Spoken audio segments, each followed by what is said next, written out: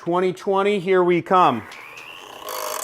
2020 is going to be a great year for marketing because the economy is growing and regulations are falling and there's a lot of opportunity. People are more so than ever moving online. They just continue moving online. Internet usage continues to spike, and with the advent of the Internet of Things, now your refrigerator, your lights, your security devices, your entire home, your car is connected to the internet. People in third world countries are getting phones, getting smartphones, using more internet. It's on a wild ride and it continues to go up with no sign of coming down anytime soon. 2020 for sure is going to be the best year yet if you're running some sort of internet business. Now, if you're doing digital marketing in 2020, you have a lot to look forward to.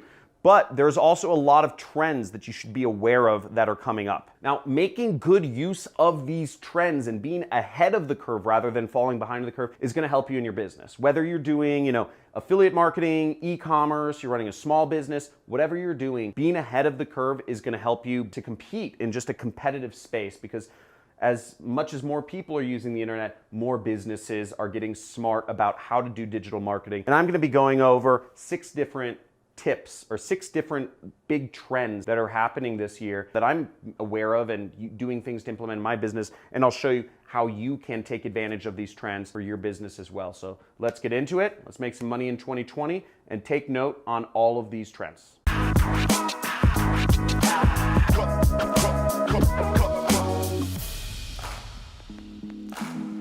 So the first big trend is the omni-channel approach. What does that even mean, right? An omni-channel approach means that if you're just relying on one marketing channel to drive your entire business, you should definitely start be looking into having more channels of marketing and having them all feed off of each other. Now, my main social channel is YouTube, but I take YouTube and I repost that content on other social channels as well. I have followings on other social channels. I have them feed into my email list. I have my email list feed into my YouTube channel or my Instagram or my Facebook group. I ferry people around between all of my marketing channels. Maybe, YouTube, Facebook, you have a Facebook group, and you want to be leveraging all of these different channels and having them work in tandem.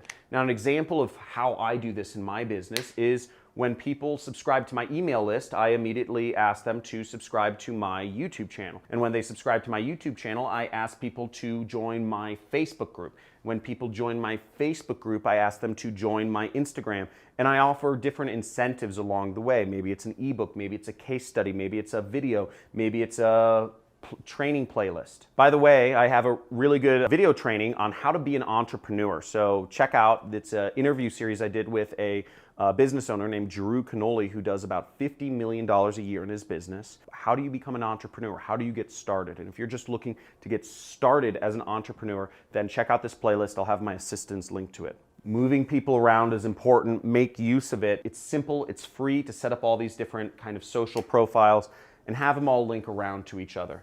The more you can use that, the more you build an asset for yourself and the more you decrease reliance on any one particular marketing platform. For instance, Facebook groups are being promoted heavily by Facebook. That would be a really good thing to have this year. If you had been building your Facebook group in 2018 or 2019, that would be much more worthwhile moving into 2020. Similarly, if Google changes their algorithm for whatever reason, they sneeze and they're like, oh, we're going to change our algorithm, it would be beneficial to you and it would keep your business more stable if you had other channels such as YouTube or Instagram, etc., to reach consumers on. At the end of the day, reliance on any one marketing channel is very dangerous. Let's say Facebook is where you make the bulk of your sales. It doesn't hurt to help build some of those other channels just in case. Ooh, this is a sexy one, and something people aren't really talking about is voice search, okay?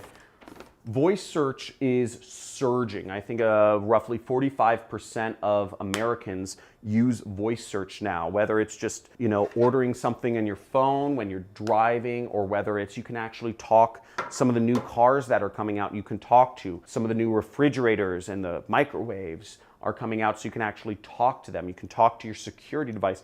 We have 4 Google Home Assistants in my household that we are talking to constantly. Hey Google, what's the weather like today? Hey Google, what time does Best Buy open? Hey Google, what are some good daycares around our area? No matter what, voice search is taking over. It's moving way up. It's growing very fast. And with the advent of all these virtual assistants, it's just going to continue to grow. These virtual assistants are super cheap. They're like 20 bucks now. So you really want to make use of that. Alexa, Amazon has their own Alexa.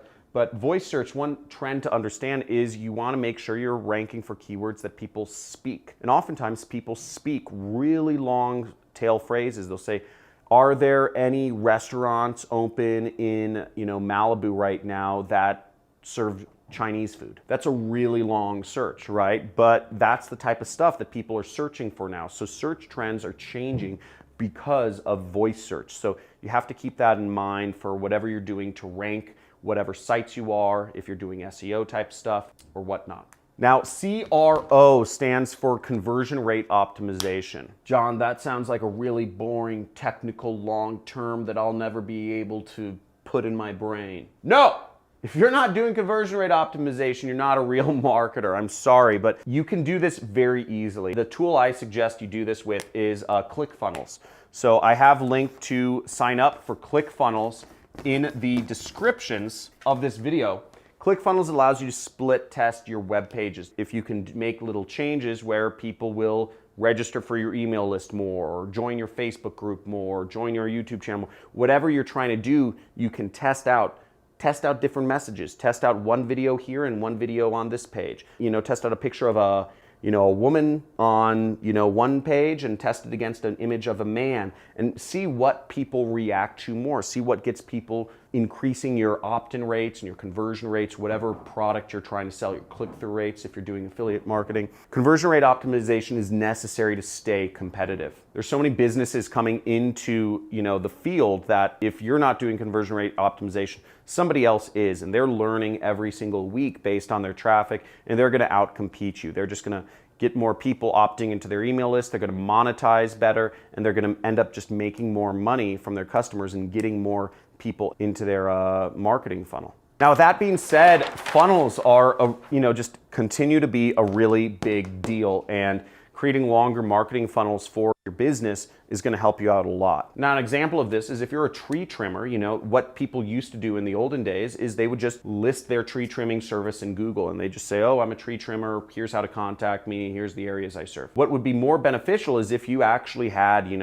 lead people through a process, have people fill out a form, an application form, give them more information on trees, have them subscribe to your email list and give them a free report on the best methods or how often to trim trees. That would increase business. If you're telling people you should be trimming your trees every 3 months and maybe you are trimming your trees every year, that would help. Have a case study on why people should be using your business more, having reports, having an email list. And again, part of that omni-channel approach, moving people from, let's say your email list to your Facebook group, to your Instagram profile, to your LinkedIn or whatever you're using will help you ferry people, build that marketing funnel, and just be able to reach people many ways and give them more information. Now, one thing I did in my business, which really took it to the next level, is when I started back in 2015, I started my own product. I started selling this product called the Super Affiliate System, which is a 6-week training course on how to do affiliate marketing. And I had a training course. It was $5,000. And what I did was I simply had a application form, and then I had a payment page, okay? So where people could pay me money. What ended up working a lot better than this is I started making it longer because I was getting a lot of traffic, but people had so many questions. So I had to make my funnel longer, and this ended up getting me a lot more customers. So I ended up having a short opt-in page, which explained the basics of what we offered. Then I moved it to an application, and then I moved it so that people could pay me. Pretty simple, right? So I added in an opt-in page so that I could give people a little taste of what it is that I'm doing. It would be a little preview video. There'd be a little video there that would explain to people what it is that they are going to fill out an application for, because most people were not just filling out a bunch of fields on an application to give me money. I would require people to fill out about 20 feet or 15 fields of information before they could give me money, because I wanted to know if they were a correct fit for my training program. Having an opt-in also allowed me to do was collect their email. So I was able to send them email reminders that brought them back to my application. Because some people maybe weren't interested in going through my training program that day, but they might be ready in a month from now. And if I kept reminding them, they would want to be a student of mine a month later. This made me more money. Let's say I made $1 here, I would double my money here. Now, what makes a lot more sense for somebody to become a student of mine is I created an even longer funnel. So now I have a opt-in page, I have a webinar, which explains to people why, what the business model is of affiliate marketing, why they should do it, how it works, what you're doing each day, how much time it takes, what countries it's good in, can you use a laptop or desktop or a mobile phone or a tablet, what is the work, what are the skills, what are the ways you can get a competitive edge. So I made my funnel a bit longer, and then once again, I have the application and I have the page where you can actually join as a student. So this increased my conversion rate even more. And it also lessened the amount of customer support I had to do, or sales calls, or whatever it was, because people would always ask me questions, and this way I could answer all those questions. But the side effect is I could also reach a larger market because I'm explaining what my product and service is in a better way. Generally speaking, the more you can explain what your product or service is before somebody buys it, the more money you're gonna make. The longer your funnel is, the more money you generally make. Most people have way too short of a funnel. They don't provide enough information. The more information you can provide people in a congruent manner. The reason we use funnels is because if I were to put all of the information that I explain on the webinar and the application in one web page, it would be 100 pages long. It would be a book. But instead, I give people different decision points of whether to move forward or not. That's the beauty of it, is you're giving people at essential levels different decision points. And if this works better for you, you can think of it like dating. You're not gonna meet somebody, immediately take them out and go on a date with them, and then go on another date, and then go on another date, and then ask them to marry you. Okay? Generally doesn't happen. Maybe there are a few cases where that happens. More likely what happens is you meet somebody, you get their phone number, right? Decision point. You talk to them a couple times via text message, then you go on a date, and then there's another decision point where you say, okay, we'd like to be in an exclusive relationship. Then there's a decision point of if you get married. So that's normal communication. That's how humans interact. There's different periods where you have to make decision points in any funnel. So the more you can kind of model the normal human experience around product purchase decisions, the better it will be for your customers. Now, a few other trends for 2020, if you're doing digital marketing, are, I've listed out a few of them here, but content. Content is getting, it's not as effective, using content marketing. I would say it's definitely not as effective moving into 2020 because of what's really overtaking it is video.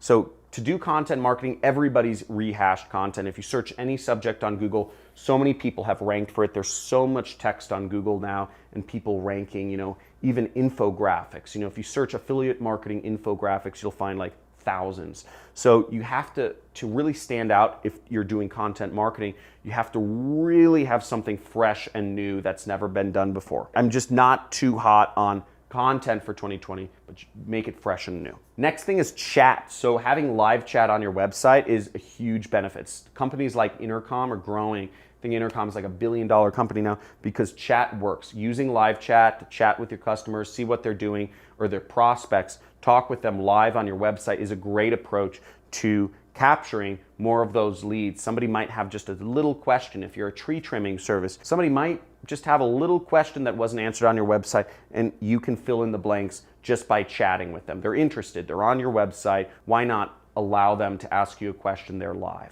I've heard some companies increase their conversion rates as much as 35%. That's 35% more revenue, more customers, more ROI, just by implementing chat. So that's a great way to, great thing to do in 2020. Now, the next thing is video. Now, video continues to really overtake, content Video's huge. If you're not using video at some degree in your business, whether you're using it in your web pages or your marketing funnels, or you're actually, you have like a YouTube channel like me to reach people, I would start, put videos on your web pages, explain to people what they want to hear.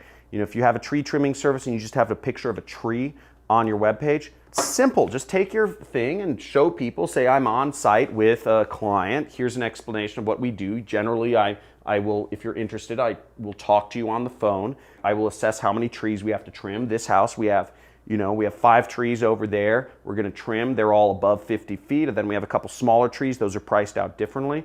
And it depends on how, I have to quote things based on how easy it is to reach them, how easy it is to climb them, etc. And you'll get a lot more business if you're using video, and it also gives people something to relate to. And last but not least is podcasting. Now, tons of people use podcasting, and over almost half of the people that listen to podcasts make an income of over $70,000 a year. So you have a very moneyed audience using podcasting. And if you're selling any sort of kind of complicated sale, such as like life insurance or health insurance or another type of financial product, a training product, or really anything, franchisors, etc., podcasting is a great way to reach a more affluent audience, and podcasting is growing really fast. And podcasters are always looking for content and people to interview. So leveraging podcasting, whether you're doing, advertising, or whether you're just allowing people to interview you about your business, is a great way to build an audience and to reach people. Boom, that's about it for the trends for 2020. I'm trying to use all of these in my business. I spend multiple hours per week doing podcasts with other influencers and very actively making an effort to reach out to people and say, hey, look, if you want me to talk and provide some value to your audience about a couple subjects, I'm willing to do that. And if you are a podcaster listening to this, reach out to me. Obviously, I'm using video, we're using chat, and we're not really using content. I've really not been using SEO, but all of these things you can use for your business. Let me know what was the most interesting to you in the comments below. Was it podcasting, video, chat, conversion rate optimization, funnels, voice search, or an omni-channel approach? Let me know in the comments what was most interesting to you, and I will do a future video more specifically on that channel and how you can utilize it for your business. Make sure, as always, like this video if you got value. Subscribe to this channel to see daily videos on marketing and affiliate marketing and how to reach more people. And make sure you join the Money Club if you want to go a little bit deeper. It's $50 a month, and you can get some exclusive courses of mine. You'll get a free coaching call with one of the coaches that works with me, and I look forward to speaking with you in the future. Have a good day.